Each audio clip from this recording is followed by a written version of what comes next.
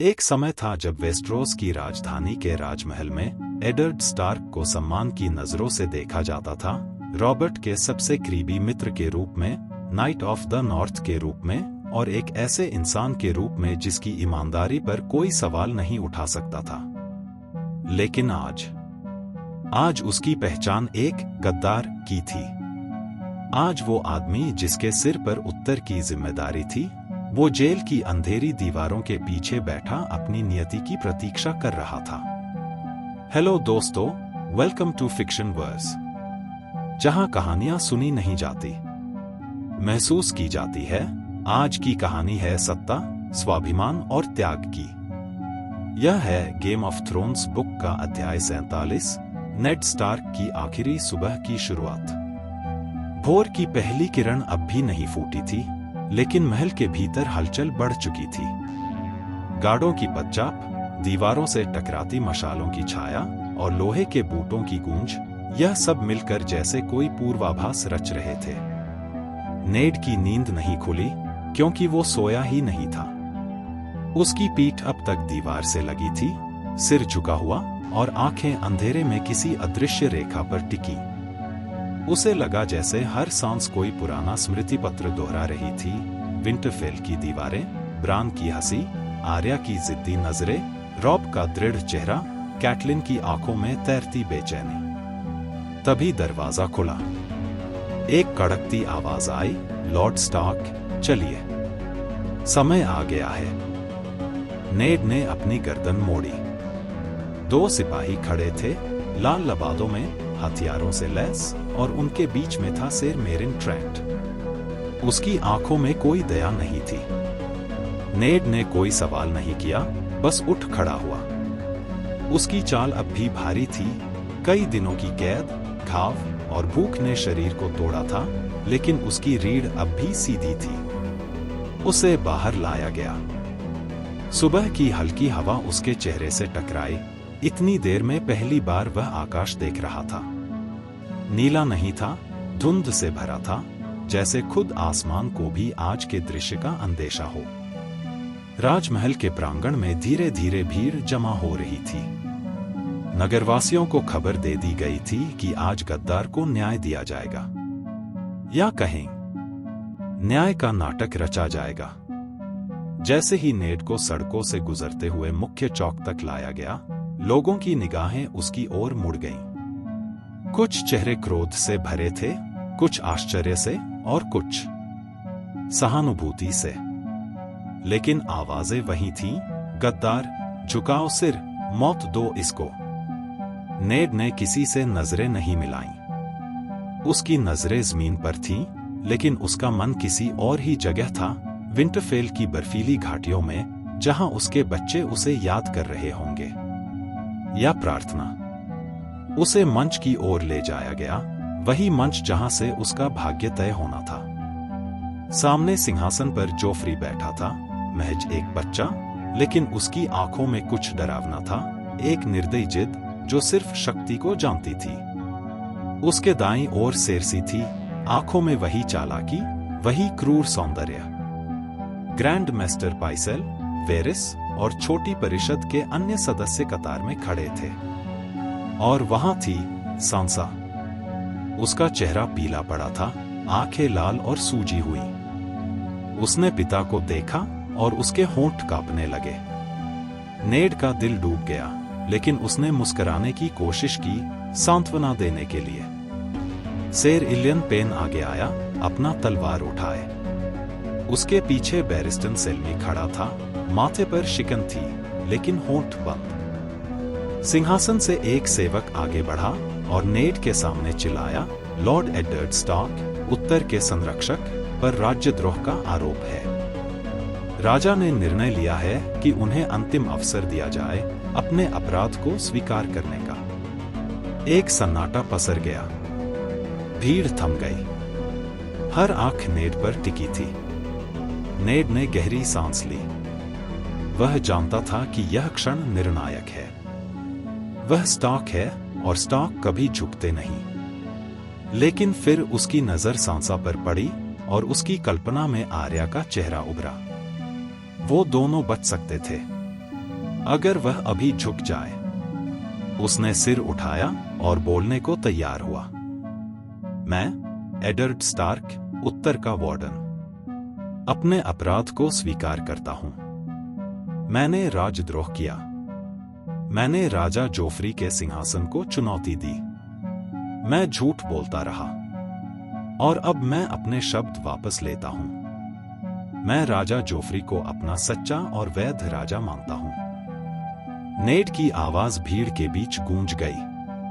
उसके शब्द लोहे की तरह भारी थे, न केवल इसलिए कि वो झूठ बोल रहा था, बल्कि इसलिए कि वो सच को कुचल रहा था, अपने बच्चों के लिए, अपनी जिम्मेदारियों के लिए। कुछ क्षणों का सन्नाटा रहा। फिर जोफ्री ने ताली बजा दी, एक जोरदार, दिखावटी ताली। गद्दार ने अपना गुनाह स्वीकार कर लिया, जोफ्री चिल्लाया। अब उसे उसका इनाम मिलना चाहिए। सेर इलियन, उसका सिर काट दो। एक भयावह सन्नाटा फिर से फैल गया। सरसी एक झटके से खड़ी हुई। जोफ्री, नहीं, हमने उसे वचन दिया था। वह घुटनों पर झुका है, उसका सिर नहीं चाहिए। हम उसे जीवनदान देंगे, नाइट्स वॉच में भेज देंगे। यही तय हुआ था। जोफ्री ने उसकी ओर देखा। मैं राजा हूं, उसने कहा, और राजा जो चाहता है वही होता है। उसने गद्दारी की। मैं उसकी आंखों में डर देखना चाहता हूं। मैं उसे मरते देखना चाहता हूं। भीड़ में गड़बड़ाहट शुरू हो गई थी। नेड ने कोई विरोध नहीं किया। वह सिर झुकाकर वही खड़ा रहा। लेकिन उसके बगल में खड़े बैरिस्टन सेल्मी ने एक कदम आगे बढ़ाया। माय लॉर्ड, बैरिस्टन बोला, यह न्याय नहीं है। यह बदला है। और अगर हम न्याय के नाम पर हत्या करेंगे, तो कल यही तलवार हमारे सिंहासन की नींव को काटेगी। सरसी ने जोफ्री की बात थामी। तुम राजा हो, जोफ्री, उसने धीरे से कहा, लेकिन तुम्हारी जनता देख रही है। तुम्हारी दादी, ओलेना, तुम्हारे चाचा टायरियन और पूरा राज्य। क्या वो तुम्हें एक क्रूर बच्चे के रूप में देखेंगे या एक ज्ञानी शासक के रूप में? जोफ्री कुछ पल सोचता रहा, फिर गुस्से से मुंह घुमाया। ठीक है, उसे मारेंगे नहीं, अभी नहीं। उसे नाइट्स वॉच भेजो, वहां उसकी सारी जिंदगी बर्फ में गुजरे।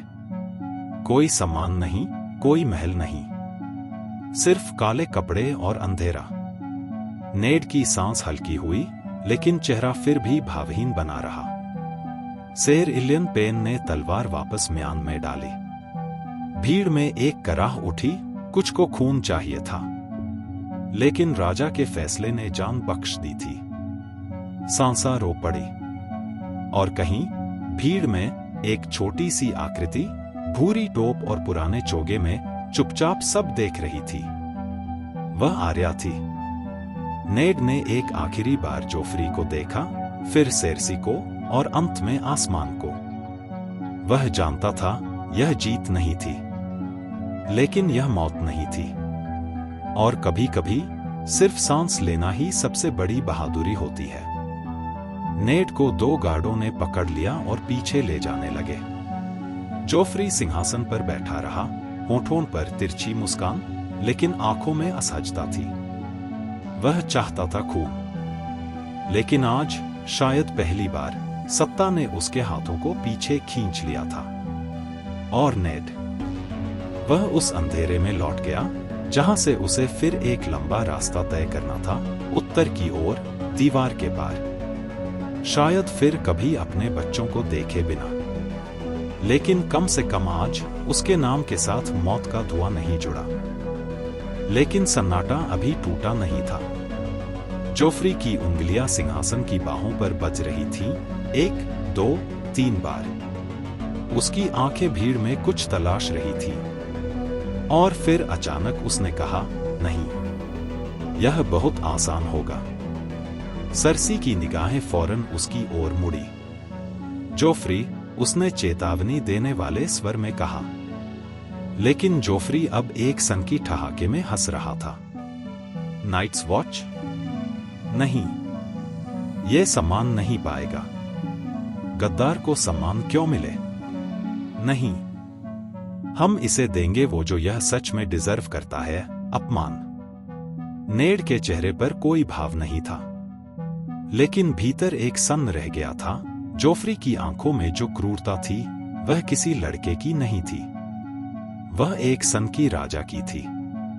इस गद्दार को राजधानी की गलियों में घुमाया जाएगा, जोफ्री चिल्लाया, हर चौक, हर गली में, ताकि पूरा शहर देखे इसका चेहरा, और हर आदमी, औरत, बच्चा इसे लानत दे। पत्थर, कीचड़ जो हाथ लगे, फेंको इसे। और फिर वह थोड़ा रुककर मुस्कराया, एक भयावह मुस्कान। फिर इसे शहर के फाटक पर खड़ा किया जाएगा, जहां यह माफी मांगेगा, और तब हम तय करेंगे कि इसे जिंदा रहना है या नहीं। भीड़ में एक खलबली मच गई। कुछ लोग चिल्लाए, गद्दार, मारो उसे, स्टार्क को उसकी औकात दिखाओ। सरसी खामोश रही, जैसे वह जानती थी कि अब कुछ कहना बेकार है। यह जोफ्री की अदालत थी, और अब वह खुद को शेर समझने लगा था। नेड को घसीटते हुए गार्ड बाहर ले गए। उसका चेहरा अब भी स्थिर था, लेकिन एक गहरी थकान उसकी आंखों में उतर आई थी। सांसा चीख रही थी, नहीं, प्लीज, यह ठीक नहीं है। लेकिन कोई नहीं सुन रहा था, सिवाय उस लड़की के जो छाया में खड़ी थी, आर्या, जिसने अपने पिता की आंखों में वो देखा जो कोई और नहीं देख सकता था। राजधानी की गलियों में नारे लगने लगे, गद्दार, झूठा वार्डन, उत्तर का भिखारी। कभी वीरता का प्रतीक रहा एडर्ड स्टार्क अब बंधनों में जकड़ा हुआ, धूल में लथपथ, भीड़ के बीच खड़ा था। किसी ने उसे पत्थर मारा, उसकी भौं से खून बहा। किसी ने कीचड़ फेंका, एक बच्चे ने चप्पल उछाली। नेड की आंखें बंद थीं, लेकिन वो फिर भी चल रहा था, हर अपमान, हर वार के साथ, जैसे अपने भीतर के अहम को कुचल रहा हो। वह मरना नहीं चाहता था, नहीं इसलिए कि उसे जान प्यारी थी, बल्कि इसलिए कि उसे अपने बच्चों को बचाना था।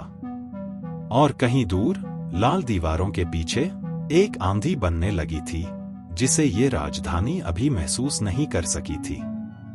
अब सवाल यह है, क्या नेड स्टार्क का यह झुकना कमजोरी है या बलिदान?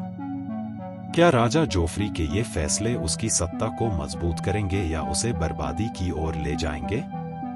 और क्या वेस्टरोस भूल पाएगा वो दिन, जब सबसे सच्चे आदमी को सबसे झूठे तरीके से अपमानित किया गया? नीचे कमेंट में हमें बताओ, क्या अगर तुम नेड स्टार्क की जगह होते तो वही करते? अगर तुम्हें यह एपिसोड पसंद आया हो तो इसे लाइक, शेयर और चैनल फिक्शनवर्स को सब्सक्राइब जरूर करें, क्योंकि कहानी अभी खत्म नहीं हुई है, बल्कि यह तो बस आग का पहला झोंका है। फिक्शनवर्स, जहां न्याय और राजनीति की लड़ाई चलती है, तलवारों से नहीं, निर्णयों से।